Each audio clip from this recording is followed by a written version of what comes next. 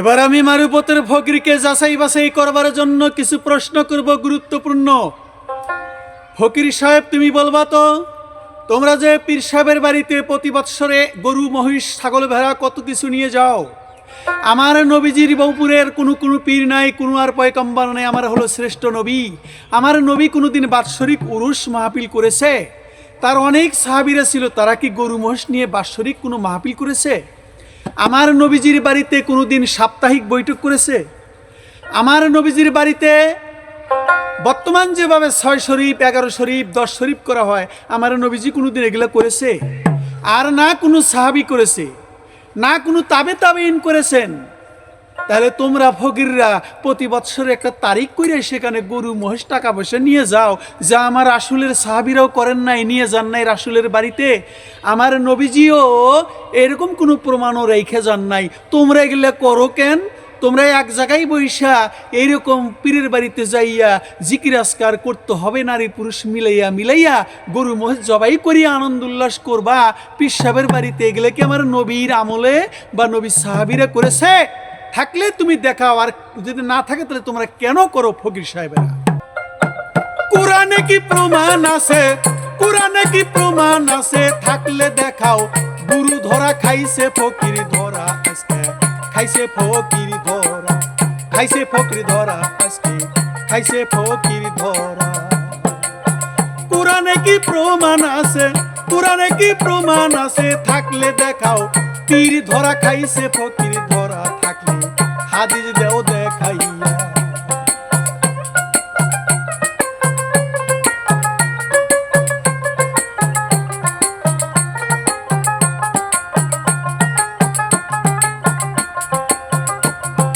পীরের হাতে হাত দিয়াছে, ওরা কয় নামাজের কি দরকার আছে? ফকিরি আগে ভেজ ধইরাছে নবীর হাদিস সারা, আবার নবীর হাদিস সারা।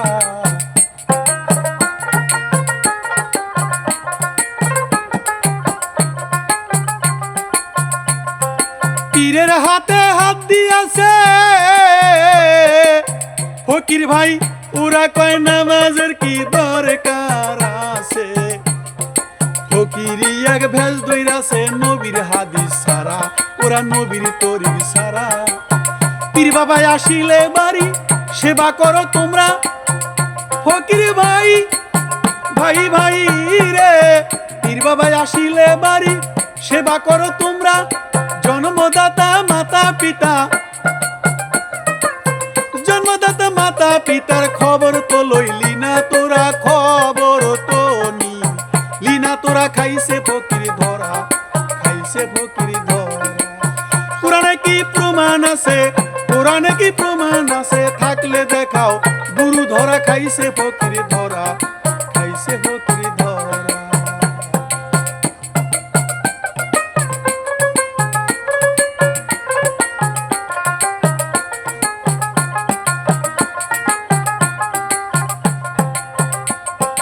আসল ফকির ওয়াজ করনি, মায়ের সেবা করতো তিনি। আমিও তো ফকির মানি, ওই সব ফকির যারা, হক্কানি ফকির যারা।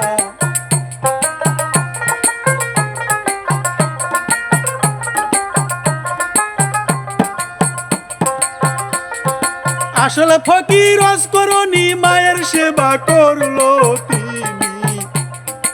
আমিও তো ফকির মানি, ওই সব ফকির যারা, হক্কানি ফকির যারা। একদল ফকির বাড়াইছে নামাজ রোজা সারা, ফকির একদল ফকির বাড়াইছে নামাজ রোজা সারা। ওরা কয় পীর সাহেবের পায়রবি করলে, পীর সাহেবের পায়রবি করলে ফুলসে রাত পার হইব আমরা, ফুলসে রাত পার হইব আমরা। খাইছে ফকির ধরা, নবীর হাদিস সারা। কোরআনে কি প্রমাণ আছে? কোরআনে কি প্রমাণ আছে? থাকলে দেখাও। গুরু ধরা খাইছে ফকির ধরা, খাইছে ফকির ধরা।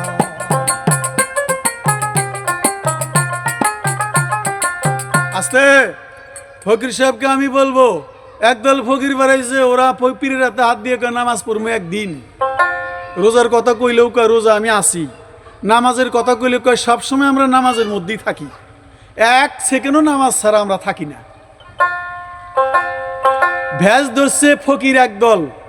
এই ভেজ ধরা ফকির লাল নীল পোশাক পরিয়া এরা মাজার মুজারে বৈশা থেকে বৌসলের খবর নাই।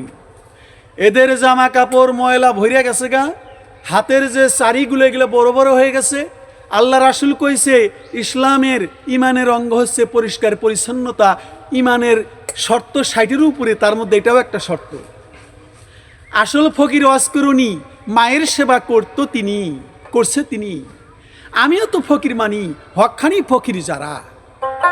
একদল ফকির বাড়াইছে নামাজ রোজা দাঁত দাঁড়ে না। ওরা কয় পীর সাহেবের বাইরে বি করমু, ফুলসিরাত পার হয়ে যাবো। ফকির সাহেব তুমি শুনে রাখো, আমার সঙ্গে যিনি পাল্লা করতেছে তিনি হলেন সুনামধন্য রুমি সরকার। আমি তাকেই কথাগুলি বলতেছি, কি তার ফকিরদের অবস্থা। আমি আগেও বলেছি যে আমার রাসূল সাহাবীরা ছিল, হ্যাঁ, তারা কখনোই নবীজির বাড়িতে বাৎসরিকভাবে নবীজিকে দেখতে যায়ও নাই।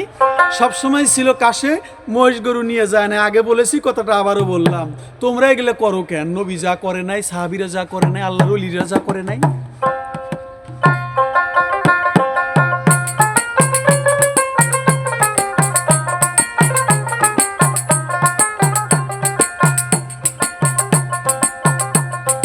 ফকিরি ভাই কোথায় পাইলে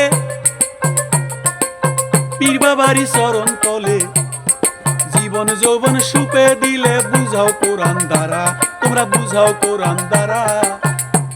ওরা পীরের হাতে হাত দিয়ে আমরা আত্মসমর্পণ করলাম। আত্মসমর্পণ করছে পীরের কাছে, পীর সাহেবের চরণ তলে জীবন যৌবন সুপে দিছে, আত্মসমর্পণ হয়ে গেছে। এটা কি কোরআনের কোনো জায়গায় আছে নাকি যে মানুষ মানুষের কাছে আত্মসমর্পণ করবে? আমার এখানে একটা পয়েন্ট রইল আর কি। ফকিরি ভাই কোথায় পাইলে পীর বাবারি চরণ তলে, জীবন যৌবন সুপে দিলে বুঝাও হাদিস দ্বারা, তোমরা বুঝাও কোরআন দ্বারা। সঠিকভাবে জবাব দিও, কইরো না মন গড়া। ফকির ভাই ভাই রে, সঠিকভাবে জবাব দিও, কইও না মন গড়া। চান বাউল কয়দিন থাকিতে, চান বাউল কয়দিন থাকিতে মসজিদে এখনই দৌড়া, মসজিদ ঘরে এখনই, এখন দৌড়া। খাইছে ফকির ধরা, খাইছে ফকির ধরা। কোরআনে কি প্রমাণ আছে? কোরআনে কি প্রমাণ আছে? থাকলে দেখাও, গুরু ধরা বুঝাও হাদিস দ্বারা, তোমরা বুঝাও হাদিস দ্বারা। খাইছে ফকির ধরা ভাইরে, খাইছে ফকির ধরা। আরো এক শ্রেণীর ফকির আছে, ওরা জারতার হাতের খায় না। মায়ে যদি মুরিদ না হয়, মায়ে যদি পিন না ধরে, মায়ের হাতের খানাটাও খাওয়া বাদ দেয়। আর একদল ফকির বাড়াইছে এইরকমই। তারপরে তারা কারুর কিছু হাতের খাবে না, ওরা অন্যের হাতের পানিও খায় না। ওরা যেগুলো বিধান কই পাইছে, কোন মারুফতে আছে, আল্লাহ জানে, আর ফকির সাহেবেরই জানে। তো আমার প্রথম প্রশ্ন ছিল, বাৎসরিক অনুষ্ঠানে যেগুলাকে গবাদি পশু, মহিষ গরু ছাগল ভেড়া নিয়ে যাওয়া হয়, মুরগি নিয়ে যাওয়া হয়, আমার নবীজির বাড়িতে বাৎসরিক করা হয় নাই, তোমরা কেন করো? আমার নবীজির নাম গুরু নাম নাই, তোমরা কেন গুরু নাম বলো? এটাই আমার প্রশ্ন ছিল, আবার স্মরণ করিয়ে দিলাম। এবার আমি অর্ধম চান বাউল, লালমনিহাট আমার ঠিকানা। এই পালা গান আপনাদের উপহার দিচ্ছি, যদি ভালো লাগে তাহলে আমাদের গাওয়া সার্থক হবে। পাকপাঞ্জাত না হলে বায়াত, তাদের প্রতি শ্রদ্ধা সালাম রেখে আমি আসরটা ছেড়ে গেলাম। ধন্যবাদ। দেখি ফকির কি বলে। কোরআনে কি প্রমাণ আছে? কোরআনে কি প্রমাণ আছে? থাকলে দেখাও, গুরু ধরা দেখাও হাদিস দ্বারা। ফকির বুঝাও কোরআন দ্বারা। খাইছে ফকির ধরা, ভাইরে খাইছে ফকির ধরা, খাইছে ফকির ধরা, ভাইরে খাইছে ফকির ধরা। সম্মানিত সুধী, শরীয়তের মোল্লা আমাকে অনেক কথাই বলে গেলেন। আমরা পীরের বাড়িতে যাই, গরু মহিষ আরো অনেক কিছু নিয়ে যাই, মা বাবার সেবা করি না, এরকম অনেক কথাই বলে গেলেন।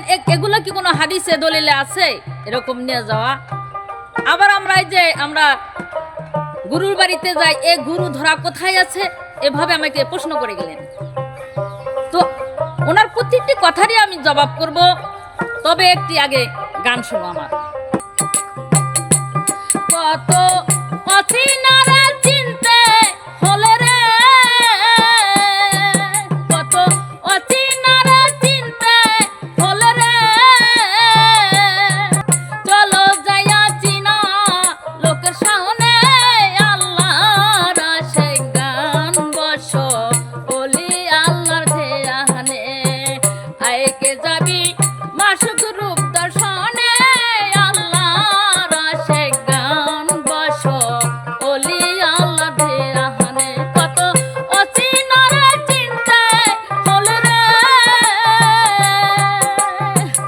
অচিনারা চিনতে হলো রে, চলো যাইয়া চিনা লোকের শোনে আল্লাহর আশিক গান বসো বলি আল্লাহর ধ্যানে, আইকে যাবি মাসুক রূপ দর্শনে আল্লাহর আশিক গান বসো বলি আল্লাহর ধ্যানে।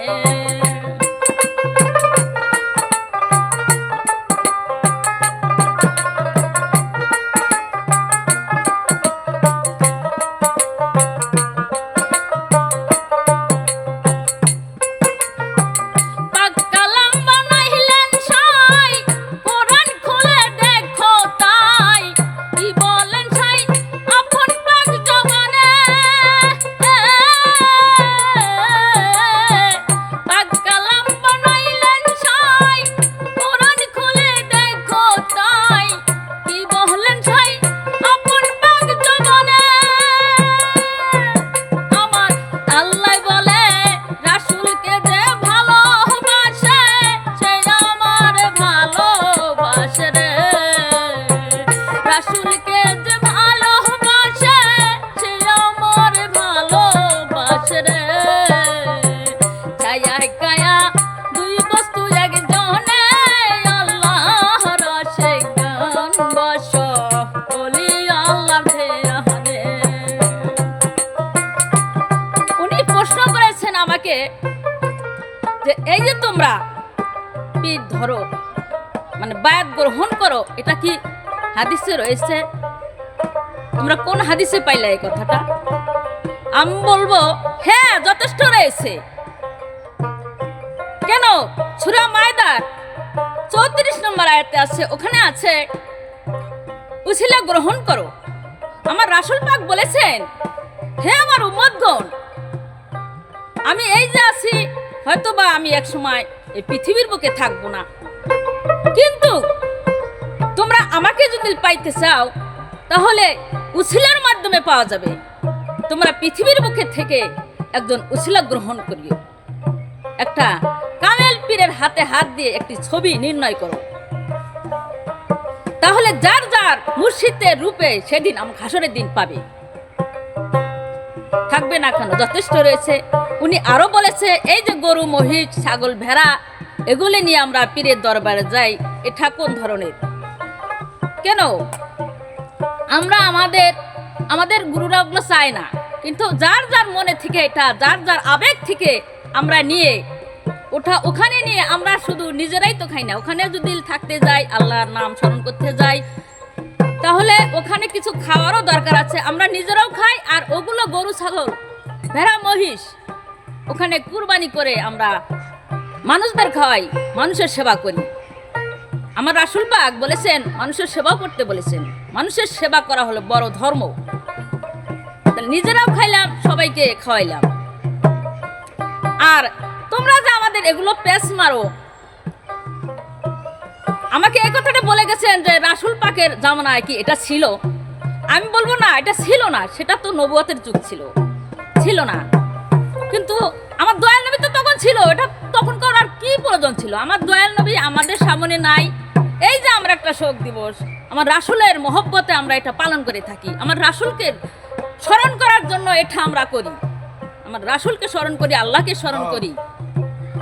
এটা করার জন্য আমরা একটা শোক দিবস, আমরা চোখের পানি ফেলি, আমাদের মধ্যে রাসূল নাই পৃথিবীর বুকে, এই আমাদের করুণ কান্না।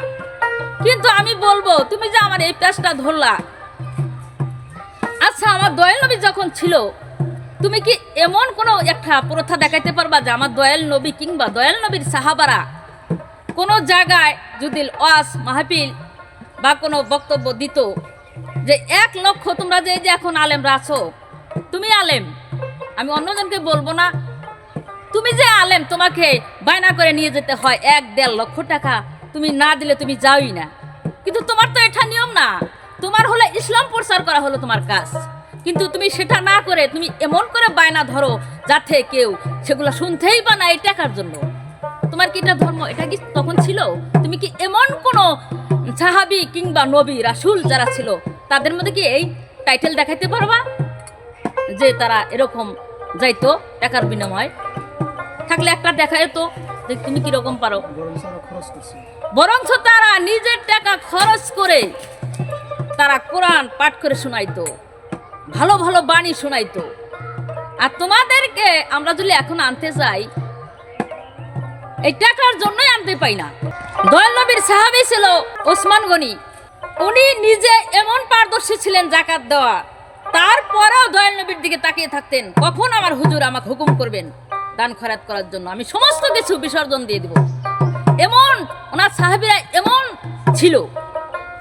কিন্তু তুমি যে একজন মোল্লা শাস্ত্র, তুমি তো সব সময় কখন কত বায়না আসবে সে বায়নাগুলো নিয়ে বাড়ি গাড়ি করে খাবারে হাই হুলুট করে তোমার বউ বাচ্চাকে খাওয়ায় একবার ফুটবল করছো। তোমার বাড়িতে অনেক কয়েকতলা দেখা যায়, কিন্তু আবার বাড়ি বাড়ি বাড়ি যায় যে ওয়াজ মাহফিল করো, ইতিমখানার জন্য ইয়া চাও, হাদিয়া চাও, কিন্তু সেগুলো দেখা গেছে ইতিমখানার ভান করে তোমার পকেটে উঠাও। কেন এই অভ্যাস? কেন তোমার? যে গ্রামে থেকে তুলো টাকা সেই গ্রামে কি ইতিম মানুষ নাই? কই সেখানে বলতে পারো না যে এখানে কি ইতিম আছে? তো তোমার দায়িত্ব হলো ওইখানকার ইতিমদের টাকা পয়সা দিয়া তুমি কিছু হাদিয়া তুমি পকেটে রাখতে পারো, কিন্তু তুমি তো তা করো না। সমস্ত টাকা পয়সা তোমার পকেটে উঠে সমস্ত ইতিম কি তোমারই এলাকায়? এত ইতিম তোমার এলাকায়, এটা তোমাদের অভ্যাস। এরকম আমার রাসূলের সাহাবীরা ছিল না। আমারই মতন একজন নারী মা খাদিজা ছিলেন, উনি ছিলেন সেই কোটিপতি। এই ইসলামের কারণে ওনার ধন সম্পত্তি যাহা কিছু ছিল, বিশাল সম্পত্তির মালিক উনি ছিলেন। সমস্ত কিছু এই ইসলাম প্রচার করার জন্য উনি বিলীন করে দিয়েছেন। আর তুমি কি করো? তুমি সেটা না করে তুমি আর গছিয়ে পকেটে তোলো। এই যে তোমার ধর্ম। ইসলামত তো শান্তি, কিন্তু শান্তি কি তোমার মধ্যে আছে? নেওয়ার শান্তি। আর তুমি আমার গরু ছাগল নিয়ে আমি দরবারে যাই, গুরুর দরবারে, সেটাই তোমার চোখ পড়ে। তুমি আরো বলেছো, মায়ের কথা বলেছো, যদি মায়েকে সম্মান করে থাকে যারা ফকির তারাই করে। তোমাদের মতো টাইটেল পাস মাওলানা তোমার মতো তারা করে না। তারা স্ত্রী পোলাপান নিয়ে ভালো জায়গায় থাকে, পাশের রুম থেকে যদি মা একটু কাশি দেয় বলে উহু, মানে আমার ঘুমটাই হারাম হয়ে গেল। এ ধরনের কথা তোমরা বলে থাকো। তোমাদের স্ত্রীরা তো টাইটেল পাস থাকে, তোমার স্ত্রীরা আমাদের মতো সেবা করে না। এটা তুমি যাই না রাখো, তুমি দেখেও রাখো।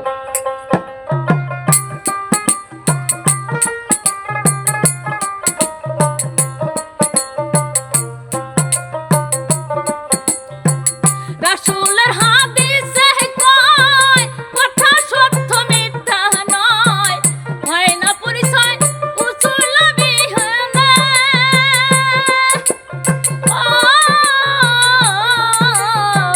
রাসূলের হাদিসে কয়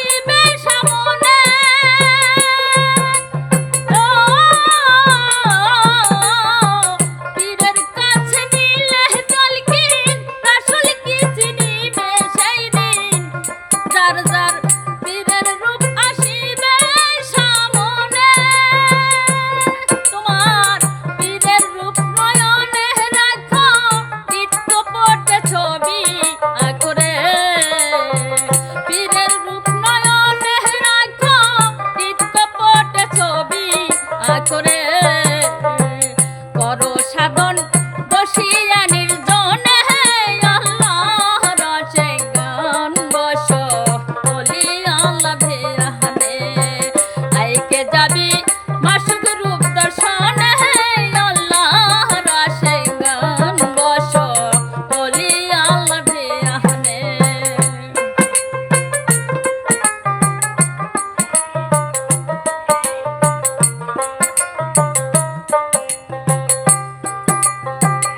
আল্লাহর ওলি আসে গান আমার দয়াল কাদের চান রাইকো ধ্যান সচল নয়নে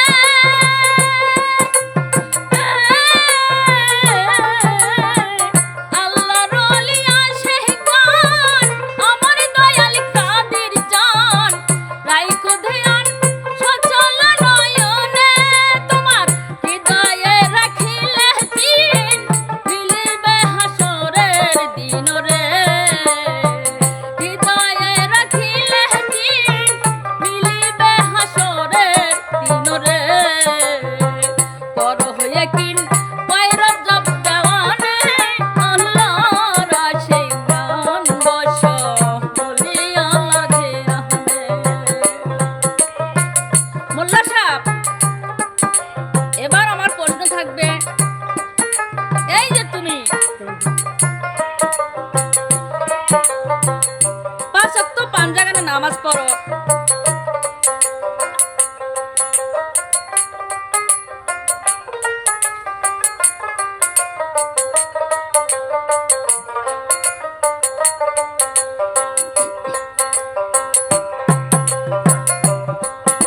এবার আমার প্রশ্ন থাকবে এই যে আমার মোল্লা সাহেব